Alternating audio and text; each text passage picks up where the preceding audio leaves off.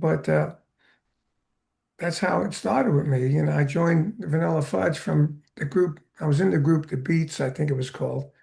And Mark and Vinny from the Fudge came in and said, "We heard about you. You're a killer drummer. You're technical, and you have a great foot, and you sing." I said, "Yeah." So we'd like you to join our band called the Pigeons.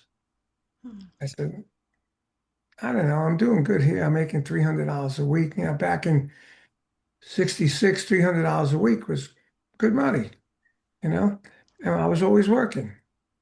I said, "Yeah, but we're gonna try and make it with a manager that'll pay us $100 a week, whether we work or not. Just work on songs so we can record and try and make it." I said, I was married to my first wife at the time, which I ended up getting an annulment real quick because, you know, it was just one of them things. I married the girlfriend that I went to school with, you know. And I told my parents the day before I get married, I don't want to get married. And they said, "You're gonna marry, you son of a bitch." You know, "You get married at the church and you got a wedding and a reception." I said, "Okay, I'll get married." So I got married, and that didn't last long. It went last 9 months. And I was working a lot with Vanilla Fudge. I was out of town a lot. And we were called the Pigeons at the time. And I went to check them out, and they were great. I said, "Wow." I never really played with a bass player that good. You know, I was always mediocre. I only played with one bass player. It was mediocre. The rest of my bands had left-hand bass on the keyboard or an organ, you know. And when I played with Tim Bogert, I said, "Oh man, this guy is unbelievable." And Mark Stein's voice was unbelievable, and his keyboard player was unbelievable. And Vinny was a great guitar player, great rhythm, and they all sang great.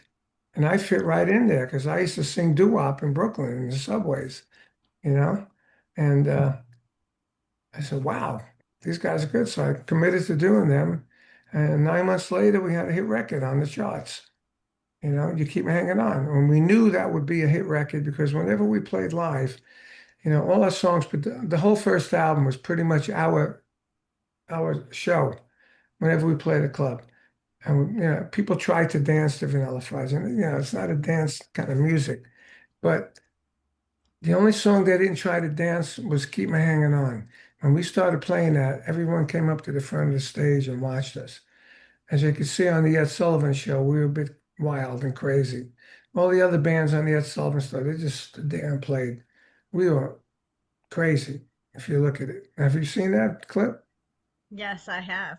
Okay, so you know what I'm talking about. Yes, I do. Yeah. Yeah, yeah. So, you know, that was it, you know, and we recorded the demo, one take mono. We just played it and sang it all at once. We made a demo, and that was the song. That was the actual performance that was on the hit record, right? It's like 7.5 minutes that changed my life. Hmm.